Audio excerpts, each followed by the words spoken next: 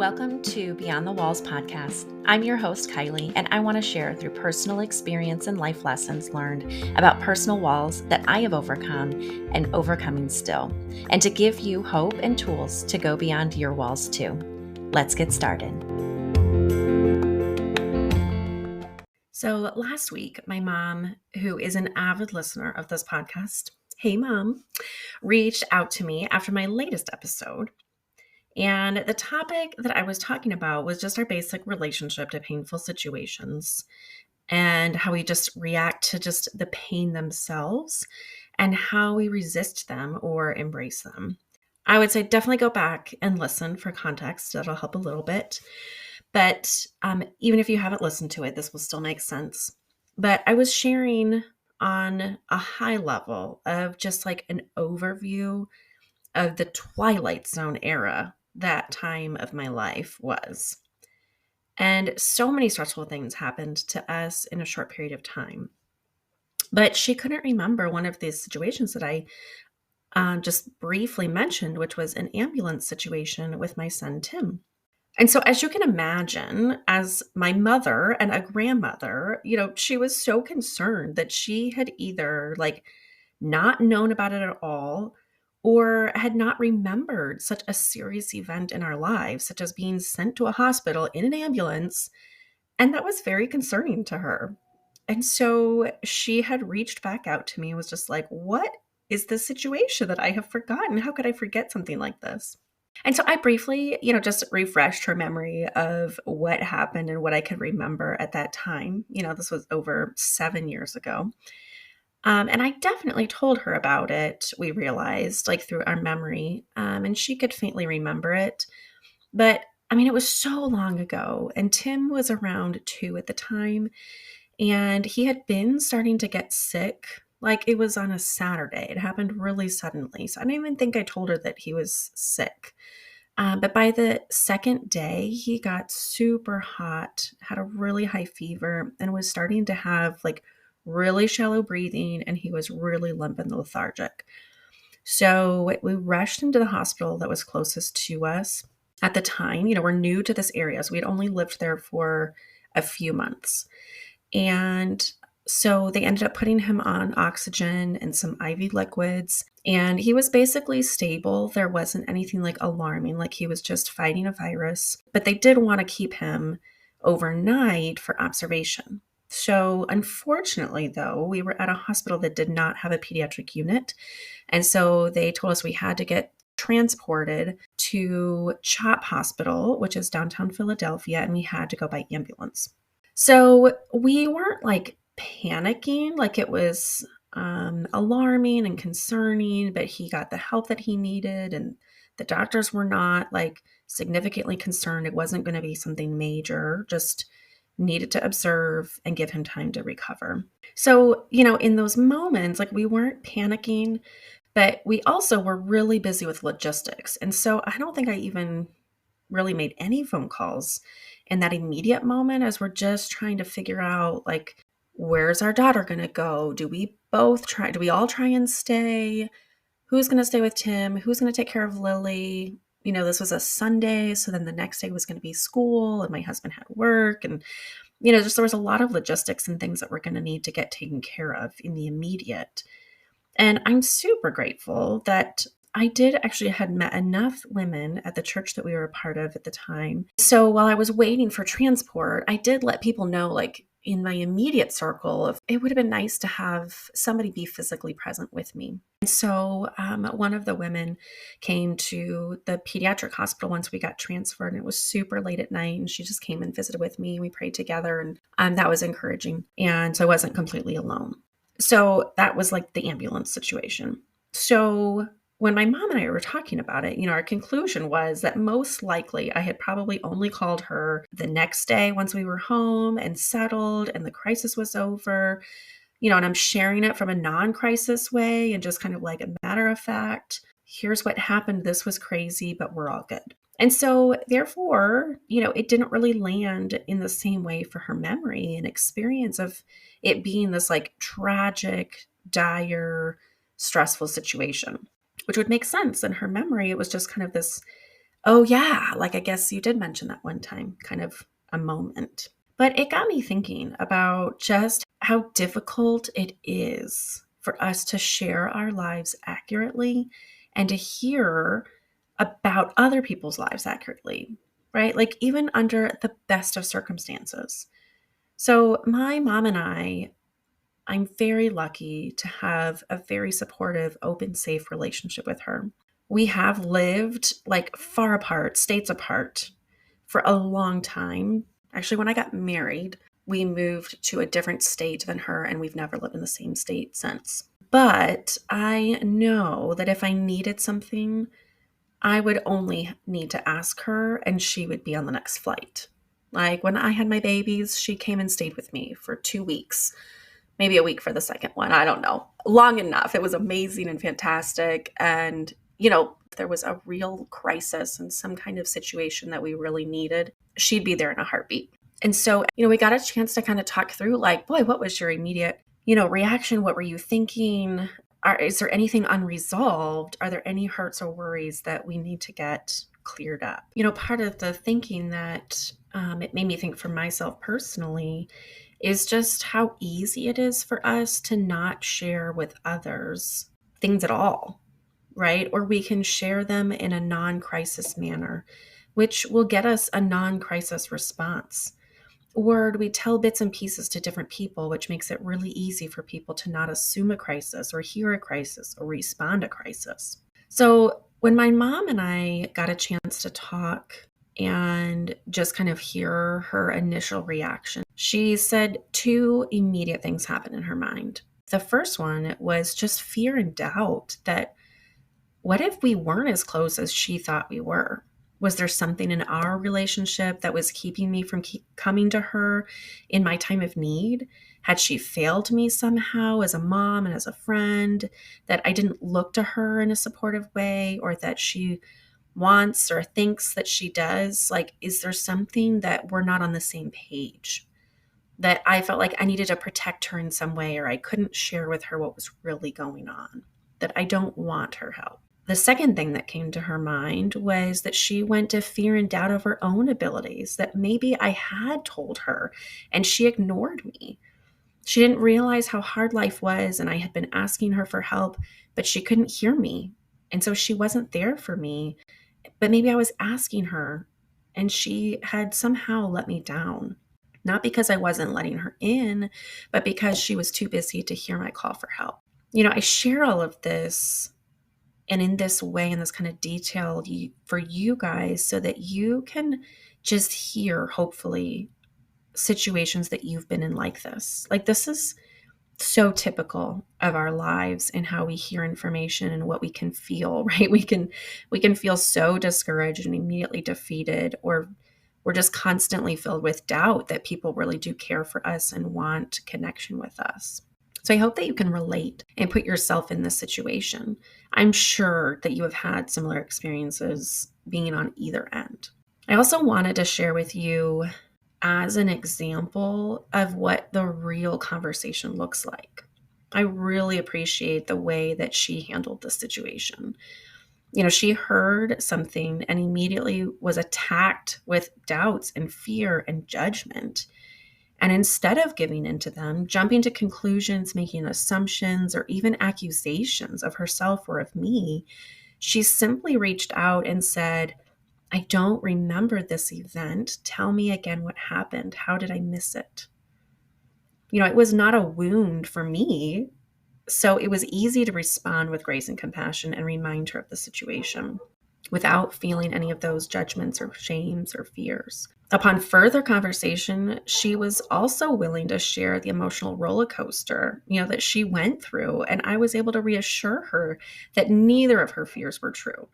I wasn't thinking any of those things, and we were able to remind each other about what was true. And then we were able to have a curious conversation about remembering those times. Like, what do we want to learn from that? Like, wow, looking back, here was a way that I might interpret it. And it's so easy for us to make interpretations in the most negative, the most hurtful, the most divisive way.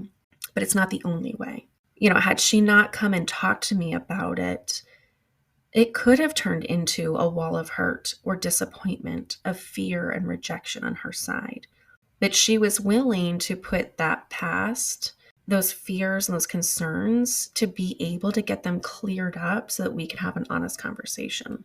So I know that I have not always been willing or mature enough to respond in this way. It is really easy for us to live in fear and silence. And instead of getting open to clear things up, we just sweep it under the rug. We minimize it.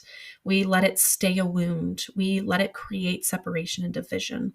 And if we let it go on for too long or more situations happen again, we start keeping a record of wrongs. And before long, all the trust in the unity is just eroded away. And all that's left is hurt and walls of protection. So, speaking from experience and having learned the hard way, I want to share some hope and cast a vision for being able to grow in this way for you in your life.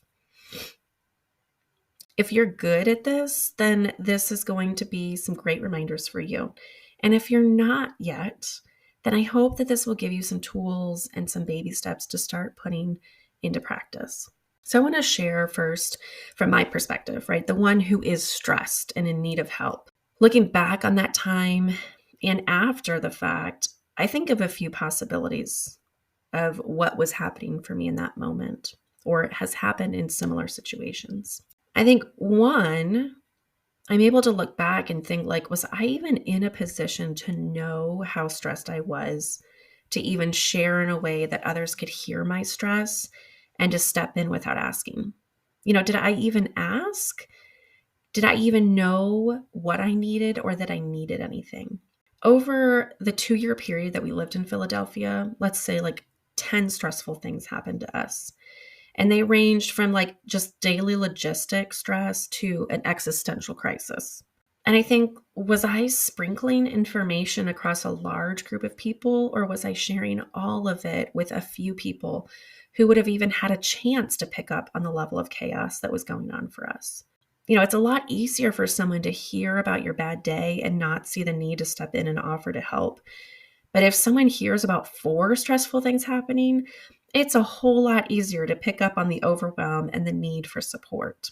I think from a logistical standpoint, who was actually available to physically help me? My mom, who was 3 states over at this point, was not available to help me today, right now. If we lived in the same town, I would have called her. She would have immediately picked up my daughter. She would have taken care of her. Somebody would have been with me at the hospital the whole time. Like it would have been a completely different situation. But she's not physically present. And it's not that serious that I needed her to fly in. Like it wasn't that unmanageable that we couldn't do it by ourselves. And it wasn't even that unmanageable that wouldn't be reasonable for us. It's not like we suffered and sacrificed to do it by ourselves. I think it just would have been more enjoyable to do it with the support of somebody else. I think that was part of what was so challenging, because this happened, just a few months into us moving there. And we didn't know a lot of people at the time. And it just takes time to find those people, to even know if they're available. And I think it was just hard to be able to just let that be what it was and not take it personally, or to not feel extra discouraged because, we didn't have those relationships built up yet. And a lot of times, the things that we were going through is just part of adulting and being responsible for our lives, right? So again, like it wasn't unreasonable. I was capable. My husband was capable. We managed it. We just wanted it to be more enjoyable than it was. Something else I think of is, is it possible that we didn't even want help? We didn't even ask for help. We weren't even looking for help. And we didn't even let the people who wanted to support us to have a chance to. I'm sure that we have all had that person in our life that we just don't feel as close to as we would like, because they don't need anything. They never let us help. They never let us in. They only share the good, the strong, the happy, the superwoman facade. Even if it just means a listening ear to some bad days, it would help us to feel connected, like we're doing something that we matter, they need us. But a lot of times we don't even share from that place to even give people the opportunity to help and support us. Sometimes we have very specific ideas of the kind of help and support that we want, and we can be very critical of the type of support that's been offered to us if it doesn't match our ideal. It's easy to discount it and discredit it if it's not exactly what we thought it should look like. And I think this was part of my character refining that happened during this time, that I needed my own strength and my maturity to be built up. I needed to become more gracious and patient. I had a lot of growing up to do, and that would have never happened if I had gotten the exact help that I thought I needed in the time that I needed it from the people I thought it should have come from. It makes me think of, there's a Rolling Stones song that says, you can't always get what you want, but if you try sometimes, you get what you need. Part of my upset that I shared in last week's episode that I talked about with my mom was that, one, I got everything that I wanted and I needed from her. And so none of her fears were true about my world and my problems in regards to our relationship. But I was upset during that time because I wasn't getting what I wanted from the resources around me. And I can honestly say, looking back, that I definitely got what I needed. I didn't get what I wanted, but I definitely got what I needed. Can we trust in those situations that maybe, just maybe, something bigger and better is in the works when we don't get that help that we think we need?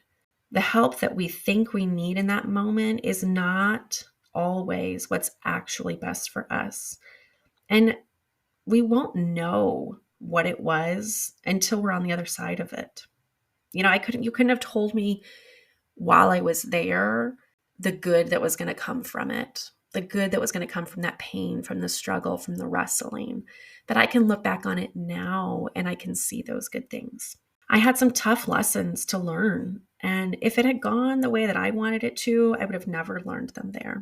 So I want to ask you, are there unresolved areas of pain or unforgiveness that you have either are experiencing currently or that have been in the past, or the people in your life, they didn't show up the way that you thought that they should, or the way that you wanted them to, or in a way that felt loving and supportive? Is there any grace or compassion that you can extend them? Are there some people that were there for you or that tried to be there for you that maybe you denied or rejected because you couldn't see it or hear it over your fighting or resistance? Maybe they are overdue for some appreciation and acknowledgement. So sharing now from my mom's side, from the other side of, you can go back and listen to our episode. It's number 47. And she's sharing about the loss of her dad to suicide. And I remember being shocked as we spoke and talked through the timeline. And I felt so bad that I was not there for her more. I didn't remember this event happening in her life, and we knew each other. Like, it was early on in our friendship and getting to know her. And I knew that I clearly was not a major part of her grieving process, because I don't remember any of it. And I apologized to her in that moment, kind of in the same way that my mom had, kind of was feeling it with me. And I was like, I wish I had done more. Like, did you expect more from me? Had you tried to tell me and I let you down in some way, that I wasn't able to hear your hurting and do more for you?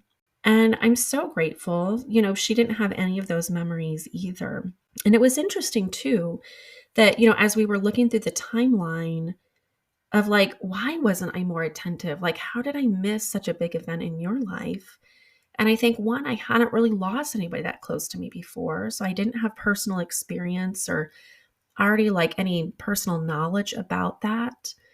But two, I had a 9-month-old, my first child, and probably just a few months prior to her dad's passing, my grandpa had been diagnosed with a brain cancer, and he was only given a few months to live. And about 2 months after her dad had passed away, my grandpa passed away. So just thinking about what was happening in my world during that time that even prohibited me from even being fully present for her or being able to really listen, right? Like, I was distracted with my own family stress and chaos that was happening at that time. And I think that same way during my time in Philadelphia, right? Like, so much was happening with me. It was just treading water. I was not in a position to start hearing and supporting and coming alongside somebody else going through their own stress and trauma and chaos.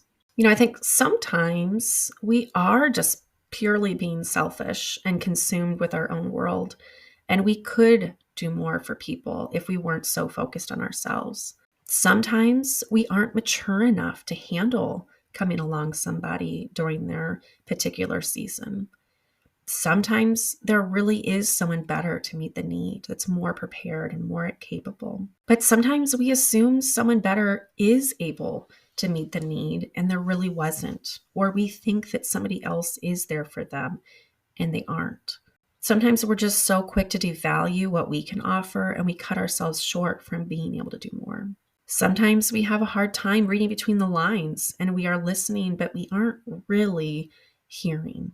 Sometimes we're quick to minimize other people's stress and have no compassion or have nothing in us that's striking us to go take action. We can think, yep, I've been there before too. Good luck.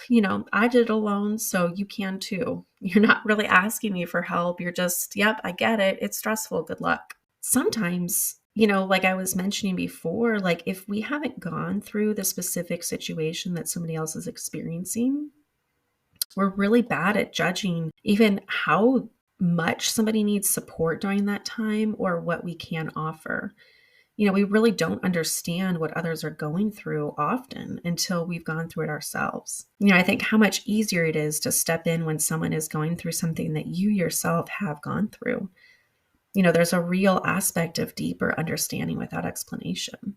When I hear somebody's stories where they've moved a ton, I actually just met somebody recently and they had done a ton of moving and, they were experiencing a lot of stress. Like I'm listening to that person's story from such a different place than someone who has lived in the same town their entire life. So the moral of my story is this, that even in the most loving, secure, trusting, safe spaces, we let each other down. We aren't always in a state to clearly tell others about what is happening in a way that allows them to support us. And sometimes we want something from others that they aren't able to give, or that just isn't actually what is good for us. Sometimes we don't really hear people when they are telling us that they might need more support, or what we hear is that they don't need support, but that we could encourage them even just in a small way. So if you are someone who has never experienced this amount of support and safety in a relationship, I want you to know that there is hope. It is possible, but even in that nothing is perfect and there is no guarantee of perfection. And if you are blessed enough to know these kinds of relationships, then let's cut each other some slack. Let's show up for each other in our very best, even if it's not enough. I was reading once and it was about, just kind of forgiveness and accepting what people have to offer us. And she was talking about a friend who was so hurt that her other friend didn't support her more during a really challenging time for her. And her friend told her that she was really sorry, but she reassured her that she gave her all that she had at the time.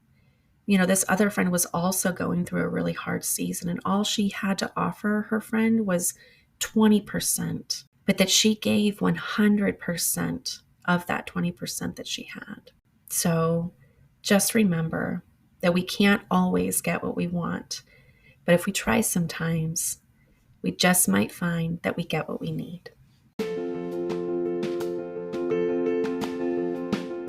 Thank you so much for joining me today. If you would like more information about opportunities for coaching or more help outside of the podcast, you can follow us at beyondthewalls.podcast on Instagram or check out our website, beyondthewallspodcast.com. Until next time, bye.